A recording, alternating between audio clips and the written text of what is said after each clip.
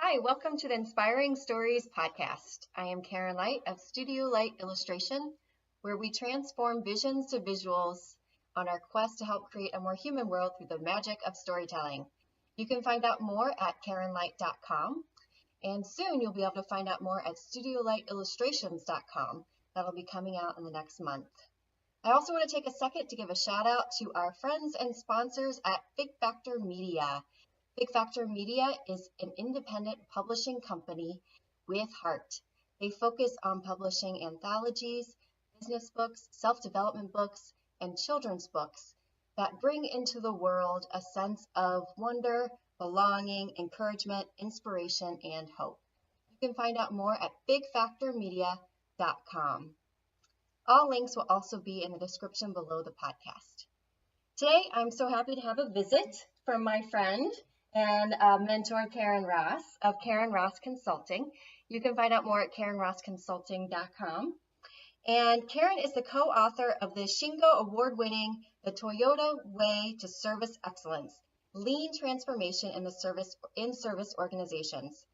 As an internationally acclaimed consultant, coach, and lean practitioner, Karyn teaches teams how to use practical creativity to continuously strive towards service excellence.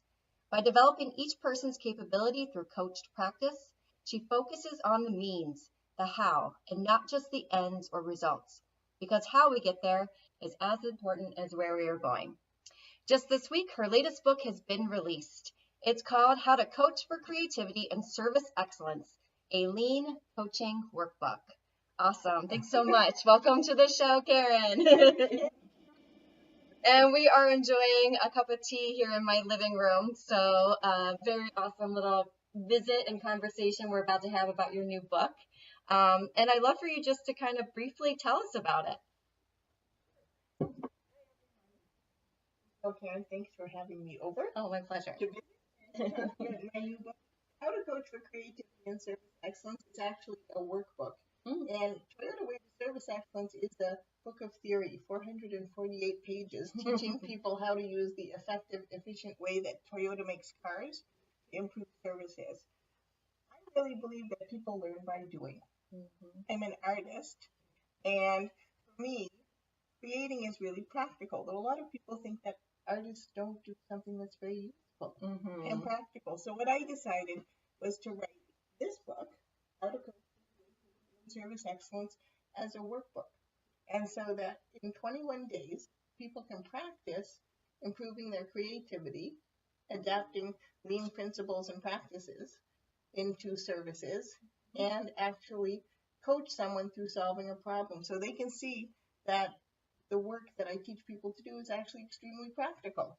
So in the book, as well as short theory sections, there's actually 21 days of exercises to do, drawing, writing, problem solving, and reflecting right in the book. We learn by doing. Right. And so for those of us who aren't familiar with the term, could you explain lean for us?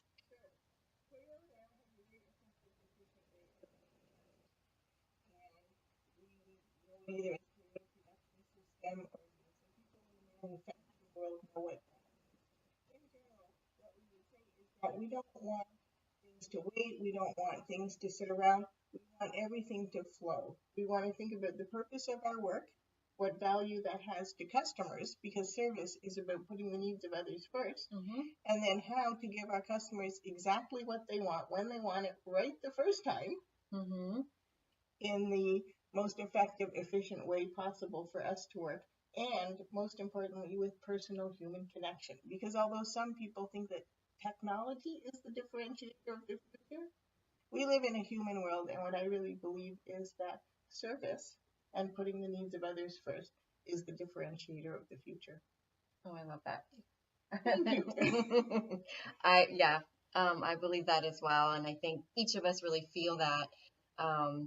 It tends to be the people that we return to, or the businesses we return to, or the services we return to, is when we feel like somebody actually cares about us, right? Actually listens to us, actually sees what we want and understands us.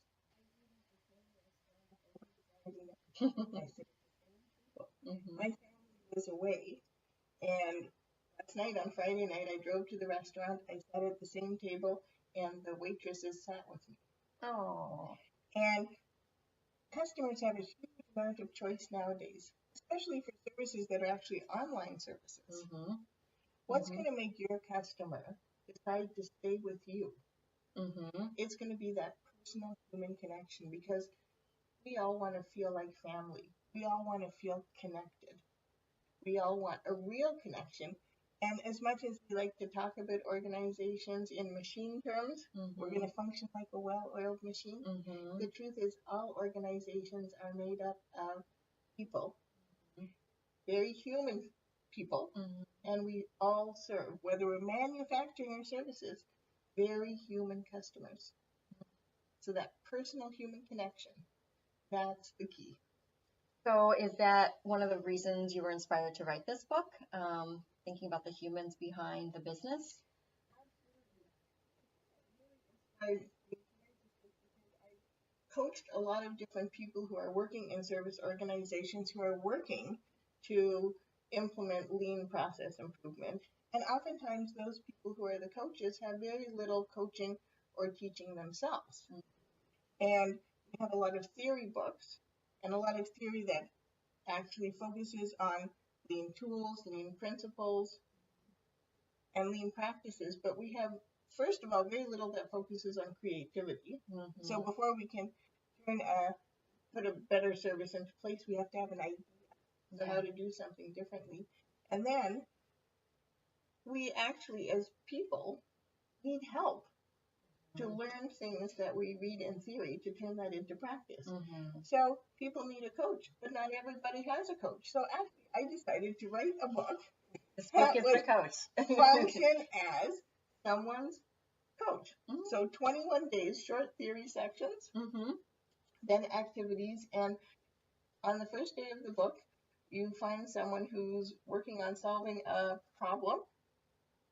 And in the rest of the 20 days, you coach them through solving that problem. The only way to learn how to do something is to do it. And the only way to gain confidence in something you haven't learned before is to do. We can read a lot of books and have a lot of ideas, but that theory doesn't give us the confidence. We only learn by doing. So, this book, you do throughout the whole book, and the book functions as your coach. Okay, I got it. And yeah, doing it's that momentum that starts just by doing one thing, right? They can start with one thing, one page, and then that builds the momentum to keep going. And a lot of times I feel like what happens is people can't just, whatever reason, aren't doing the first thing. That's what I was going to ask you about. So I've probably written more blogs about starting than anything else. A lot of times we have a lot of assumptions in our minds. We tell ourselves a lot of I can'ts. Yes. I can't start because I don't have enough education. I haven't gone to enough training. I don't know enough theory. I don't have a certification. I can't. So we don't start. If we don't start, as you said, we can't build up that momentum, right, or that confidence. So this book guides you not only through starting, but then in order to continue our learning and develop our confidence, we have to have the discipline to keep going. Having a coach helps you with the discipline. Yes, it does. I know, I have my coaches. Right, and then yep. Everything in the beginning that's new takes a lot of time and effort and energy, and it's hard for us. But as you keep going, it gets easier. So as long as you continue to practice that discipline, actually what happens is you build up stamina. So you can do more. Think about anybody who's trained for running. You know, you don't start out by running a marathon. You start out by running for a minute, walking for 3 minutes, running for another minute, and then 6 months later, actually you find that you can run half a marathon or you can run a marathon. You need the discipline of daily practice. You need a coach to help challenge you to keep going into an unknown learning zone where you're uncomfortable. Yes. And then you need to keep going and have that discipline so that you build up the stamina to go faster and farther. I really like that metaphor because I think a lot of times when I have an idea, I really feel like I need to do everything at once. Like it's just now, I just want it all to come to fruition right now. And that in and of itself will stop you from starting. It's almost like going out the first day and be like, I got to run a marathon today. After not running, you just got the idea to run a marathon and now you're going to do it in one day. And of course you don't want to start because it's like, well, I don't want to run 26 miles. My body's going to hurt real bad. Like, yeah. Corollary to that, I'm going to say, is somebody who has a big idea Mm-hmm. and says, well, I want the end goal to be what I call the target, Mm-hmm. but they don't know even what the first step would be. So because they can't figure out the first step, Mm-hmm. and the idea is so big, Mm-hmm. they don't start at all either. We don't need to know every step along the way. In Right. fact, the truth is it's impossible to know every step along the way. Mm-hmm. The world is complex and complicated. Mm-hmm. What we need to do is have our target, Yeah. our goal of what we want to achieve at the end in mind. Mm-hmm. Then we need to list down, and you'll find this in the book, all of the reasons that we believe that we can't reach the target. Mm-hmm. That's important. Then all we need to do is look at each of those reasons Mm-hmm. and use the divergent thinking and creativity practices I teach in the book Mm-hmm. to figure out, well, all of the other possible ways that we could do that. And then here's the key. We need to try out each of those ideas. Because the truth is, we don't know exactly what's going to happen with each of them. Some may work as we think they're going to. Right. Something So- different might happen to others. All we need Yeah. to do is try one, Mm-hmm. see where it gets us, take one step. Mm-hmm. Tomorrow, take the next step. Tomorrow, take the next step. Mm-hmm. You're at your goal. And it's so to me, what you're saying seems like you need to have a mindset of like, I'm just playing with this. I'm going to try this thing out. I don't need to be like attached. Like this is the way I'm going to get there. It's more like this is a way I'm trying out. And Absolutely. because I think that's another place where I notice, I've gotten stuck in the past or people I work with is if that plan didn't work, then it all doesn't work. Yeah. So now, Yeah. have you ever had a goal that you wanted to reach, Mm-hmm. and then you made the plan, you took the first step, something different happened, and it actually was better All the time. That's Then- what I love. than you Yes. thought it was going Yes, to be? so that's what's helped me switch my mindset is finally one day realizing that. Yes. So a lot of times we have to have this whole set plan and everything exactly as planned. Right. And then what happens is in reality many different things happen, and they may be slightly different than what we expected, but many of them may lead us in a direction that's in a better direction. We have to open our mind and our heart Mhm. to that as well. Mm-hmm. And that's why I say how we get there Mm-hmm. is as important as where we're going. Right. So within all of that, that seems to be where creativity really comes into play because that's more of a flow to me. That's kind of how I'm seeing it. Like, if something isn't working the way you thought you did, but you have a creative mindset about it, then you can notice where it's taking you and kind of adjust and recreate and create as you go, right? Like, yeah. In Lean, in Toyota Way, we talk about something called plan, do, check, act. Mhm. Okay, and I'm going to show you on the book because you can see the wheel here with plan, do, check, act. Okay, And add then- 2 of those letters. Yes, and many of you may know plan, do, check, act from science class in 9th grade. Mhm. And we will say it's the scientific method of solving a problem.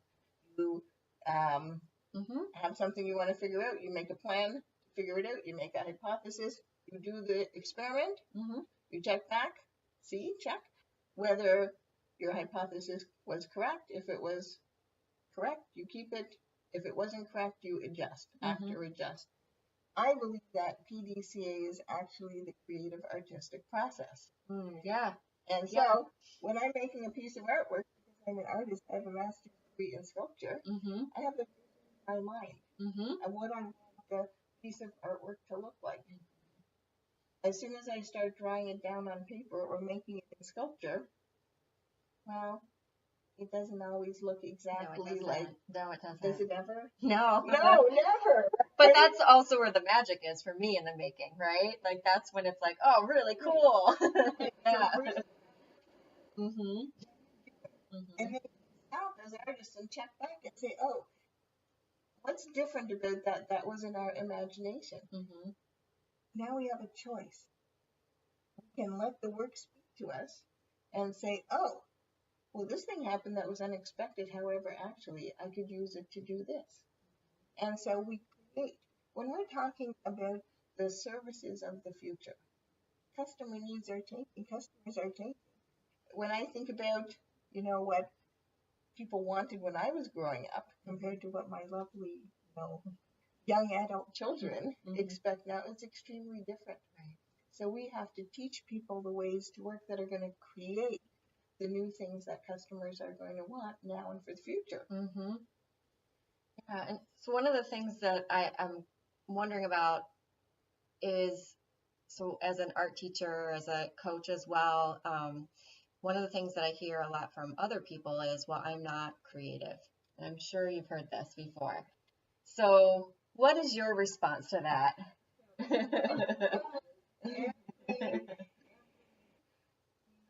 I give in every workshop I do, I ask people if you're creative. If you think you're creative, and do you know what happens? Their feet. They look at the floor. Right. They find that it's a convenient time to check their messages on the phone. And unfortunately, I believe we have this idea that only artists or the people working in the art department or the marketing department are creative because we have an incorrect definition of creativity. And that definition is that creativity is a flash of inspiration or a bolt of lightning that comes down from the sky and only strikes someone else, not us. I don't believe that. Here's the Karyn Ross definition of creativity, and you'll find it in the book. Creativity is the ability to take experiences that you previously had and put them together in new and different ways. And the example I'm going to give you actually is this phone. To me, it's a computer made very teeny tiny. In 1982, I'm dating myself, I opened the first box of my big clunky computer and took it out and used Workbook, right? That's old technology. Yep. It has a camera in it. How long has photography been around? The 1800s. And it has a telephone. When did Alexander Graham Bell, say the first words on a telephone? 3 old ideas put together in a new way that actually now we find it hard to work out, right? This wasn't put together by artists. It wasn't put together by aliens or superhumans. It was put together by people who took ideas and experiences they already had and combined them, what I call synthesis, into a new and different thing. Love that definition. Yes. All of it. So please, yes. Throw it out, please. I'm tired of hearing it too. Yes. It's like innate, right?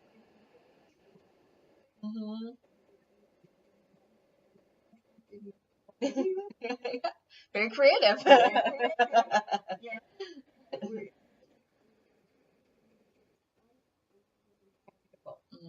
So yeah, that was one of your terms, right? Practical creativity. So explain that a little bit. Talk about that for a little bit. People are always crazy. And either. We might hang it on the wall, but really, what function does it serve? Well, what I teach people is that creativity is unbelievably practical. So we get new ideas for how to serve our customers in a different way, how to make the work we have more effective and efficient. Then we need to have a way to turn those ideas into reality, because if we don't turn them into reality and they stay in our head, they're no benefit for our organization, they're no benefit for our company and for our customers, and they're no benefit actually for the world, to make the world better. So I teach people very simple ways to take those ideas and then actually turn them into practical realities to serve customers. So creativity is unbelievably practical. We just don't necessarily think of it that way. Right. Yes. Like you have to be an artist to be creative. You have to be a musician. You have to be, right? But I'm in business world, so I'm not creative. And it's, yeah. It's less of an identity and more of just being part of being human. So if we can actually change our thinking and really realize that we all have the ability to put our creativity into practice. So many organizations, they say to people, we should be innovative, we should be innovative. Right. Right? And we talk about that word all the time. People have a hard time thinking about this.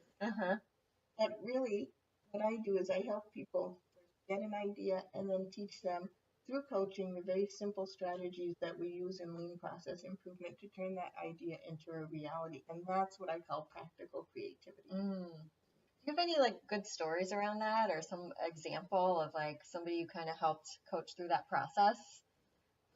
The spot a little bit. Sure. But I'm curious. I love hearing those stories, like of how it actually comes to life, right?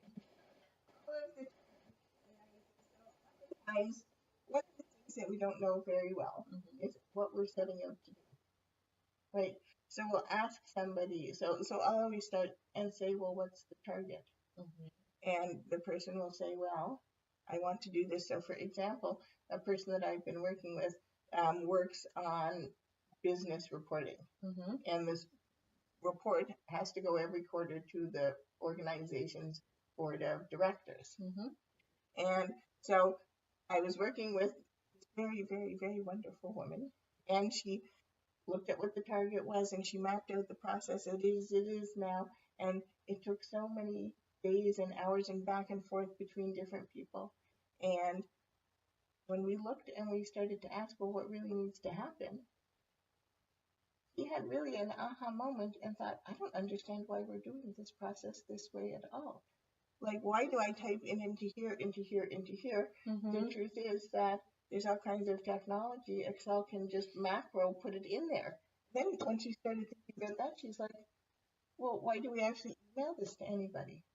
If we just put it on a shared drive, and on the day that someone's supposed to have it, they can just go into the shared drive and pull it out.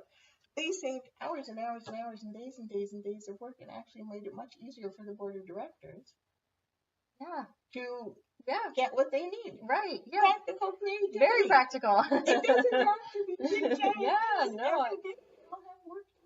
I love that too. I love that everyday practices, right? Like every day you can increase your time, you can increase your energy, you can enjoy what you do more just every day. It doesn't have to be like I gotta quit this job and go move across the world and start this job and run this thing. It's like, no, every day I can use these things. And no. So you have a customer on the phone thinking of saying, well, I can't do this. What I really like you to think about is instead say, we don't do that at the moment, but let's figure out how. Yeah. Just give me a little bit of time and let's figure out how, because the truth is, again, we have all this long list of I can'ts in our mind. Oh, our computer system doesn't do this. Oh, I didn't have training how to do that. Oh, that service we have for big accounts, but it doesn't, your account isn't big enough. Actually, if we write down all those long list of I can'ts, think about the customer need, because remember, no customer ever wants to hear the words I can't. You don't want to hear them. I don't. No, I don't. And then, especially when I think you can. Divergent thinking, the three elements of creativity: divergent thinking and thinking instead of either or, thinking and synthesis, to really figure out how we could do that. Once we start doing this and we figure out how, because there's always a way, we can put people on the moon. Right. If we put people on the moon, we can figure out how to make a better process for business reporting. Once we figure out how, it's unbelievably freeing for people. Because really, people want to know all the time why things fail. Right. Lean transformation fails, why other business strategies fail, why businesses fail. I'm going to tell you, mostly it's our own failure to get rid of all of the I can'ts in our own mind. And the thing that's unbelievably important about all of this thinking to me is that whatever thinking we teach people at work and help and reinforce at work, they take home to their families.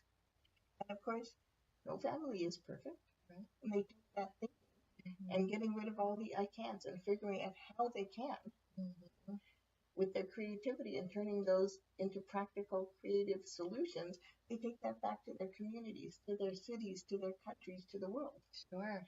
We got a lot of problems in this world. And there's 7 billion people here on Earth. And the only people here to solve all those problems are us. So when we practice this at work, because as people, we're going to spend more time at work than anywhere, right? Anywhere. Yeah. What we're doing in teaching people this is helping them learn the skills they're going to need to actually make a better world, which is the thing that's most important. I know. So we like each other. Exactly. And I don't. It seems like you could have some really cool aha moments with. I'm gonna get it wrong. The A. Yeah. It's like a clock. So yeah. APDC. Oh, there you go. Okay. And you can see also that it's a compass and it's pointing towards true north, because we always want to know the purpose of what we're trying to accomplish. Everything starts with purpose. And if we don't understand what the purpose is, we really need to go back and think about that first. Yeah. Why are we doing something at all in the first place? Right. What is the benefit for our customers? What's the benefit for our company? What's the benefit for our people? Because some things don't need to be improved. They need not to be done at all anymore. Right. And it seems like the more you get into this creative process, this creative flow, the more you start asking those questions. And then it keeps feeding each other, right? You just start asking more and more questions because you get curious. How does this work? How could this work? How? It develops Why? Creativity habit.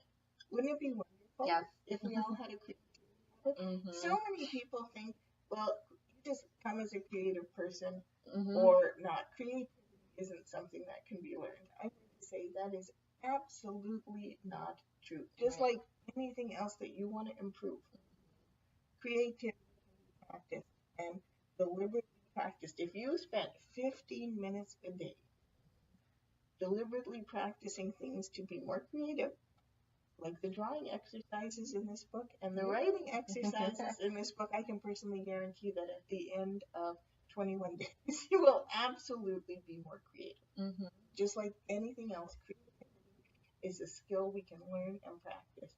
And we become more confident and more creative the more we use it.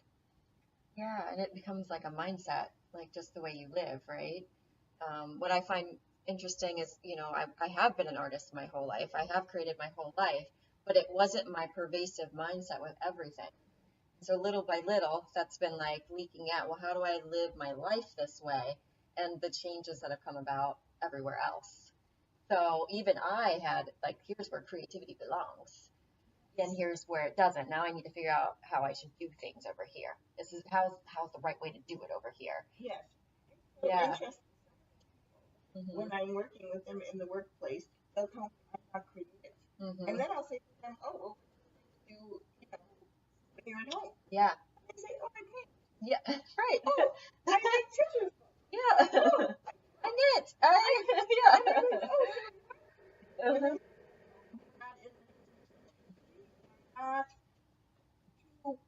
There's no two worlds. There's no any number of worlds. There's not a home world, a business world. We're having all one world, and we need to bring our whole selves to work. Because if we don't, first of all, we don't feel very well. Yes.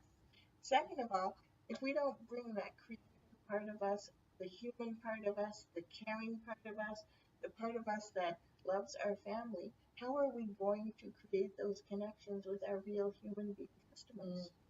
And that's the most important thing. Yeah, great. So one of the things I like to switch up just a little bit, like talking about creativity though, you know, when you bring a book to life, that's a creative process in and of itself, right? Like Absolutely. that's a big process. That's an undertaking. That's some investment. That's time, energy, resources.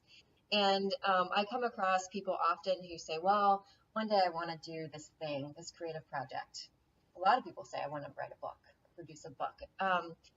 So, what do you think got you there? What do you think got you over the hump of like, "I'm going to do this thing," to "I'm doing this thing"? And how can you, any words of wisdom or advice for friends thinking about it? Mm-hmm.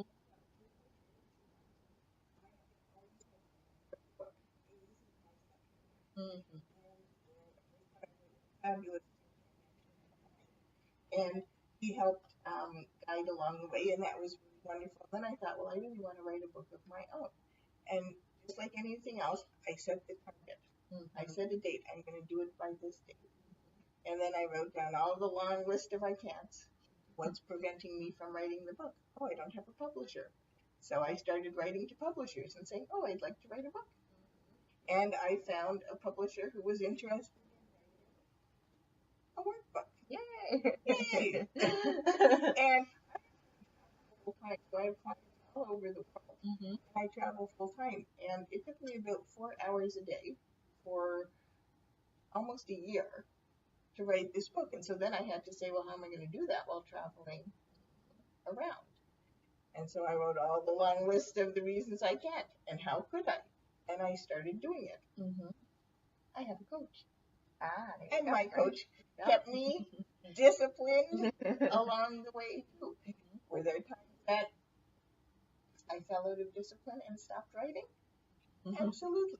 And then I picked it back Cat up joining again. us. We have a cat joining us. We love that. All cats welcome. Yes. And I kept going Mm-hmm. because the purpose of writing the book, and I think this is really important, I really believe that service is about putting the needs of others before our own. Mm-hmm. And the purpose of writing this book for me so strongly was to help other people, to help all of the people that I see who are working in organizations struggling to coach other people. Mm-hmm. And that I realized if I didn't finish the book, I was letting them down. I wasn't just letting myself down, I was letting them down. And so I kept going. Was it easy? No. No, But is anything worth doing easy? no, it's not. No. Yeah. So I hear some key points in there. I hear strong sense of purpose, very strong sense of purpose. I hear you started your first book with somebody who kind of knew what they were doing, somebody who can mentor you through that process. So you had help, right? And then when you did your second book, even though they weren't the same kind of partnership, you still found somebody to support you through that process, somebody to hold you accountable, somebody who knew you could do it and wanted you to get there almost as much as you did, right? Yeah. And then just finding all those I can'ts and turning them into, okay, how can I? Mm-hmm. Absolutely. I love that you brought up the topic of help Mm-hmm. because so often we think that we have to do everything that we like on our own. Mm-hmm. And I don't understand that. Mm-hmm. Why don't we ask for help? Mm-hmm. Okay, so there are 7 billion people here on Earth to solve all of the problems. Mm-hmm. If we weren't supposed to ask for help and we were supposed to do everything on our own, wouldn't there only be one person here? Yeah, you'd be by yourself, right? That's exactly it. Mm-hmm. Probably the 3 topics that I write most often about are about starting, Mm-hmm. about asking for help, and about purpose. And I love it that you You're all brought there. that out too, because the very first chapter of this book is it all starts with purpose, right? We need to start with the end in mind. What's the purpose of doing this? We all have a purpose. Creativity helps us fulfill our purpose and create. We have to create art. We have to make it actually manifest in the world, right? Correct. Not just an idea in our head of the purpose, but make it be something tangible. Yes. I don't know what my purpose is. I can't find my purpose. I said that is for you to create your purpose. Mm-hmm. Mm-hmm. And going to do that. Yeah. Again, it doesn't have to be all right now, like the mindset I'm desperately trying to get out of sometimes, right? It all is in its time. And we all have each other to help each other along the way. Yeah, I love that. I think that was definitely one of the mindsets that I had to work with myself on was getting out of I have to do this all by myself kind of mindset. And if I didn't do it all by myself, it somehow reflected that I was incompetent in some way, or not strong enough, or not smart enough, or but then when I quit my full-time job last year, this mantra like popped into my head because I tried to start my own thing before and failed at it. And this mantra popped into my head this time, and it was like, I don't want to do this by myself. Even though I'm like doing my own job, my own work, I don't want to do it by myself. And so at first I thought, why am I saying that? And then I was like, no, I don't. I don't want to do that by myself. And all these wonderful people are showing up because of that, and like like all these different paths. And yeah, it's really beautiful. Help each other. And I'm really going to say, in all the time that I've done this, that there's been very few people who I've reached out to and said, could you help me with this? Said no. Because actually most people like to help. And if we don't ask them to help, we don't allow them to give the help. So again, we have all kinds of assumptions about what is and isn't possible. And I can't do this. That if we actually just use plan, do, check, act, try them out. Yeah. We'll see what's going to happen. And lean process, the father, the grandfather of lean process improvement in the Toyota way is someone called Taiichi Ono. And Taiichi Ono said, we're wrong 50% of the time. So think about it. If you thought about every thought you had, every assumption you had, if you really are wrong 50% of the time, you need to try things out. You're thinking in your mind, this person would never want to help me. I'm going to call them up. They're going to laugh at me. Not true. 50% of the time, you're going to be totally wrong about that, right? And if they did, they're the wrong person, maybe. Yeah. So there you go. Yeah. Try it out. Create it.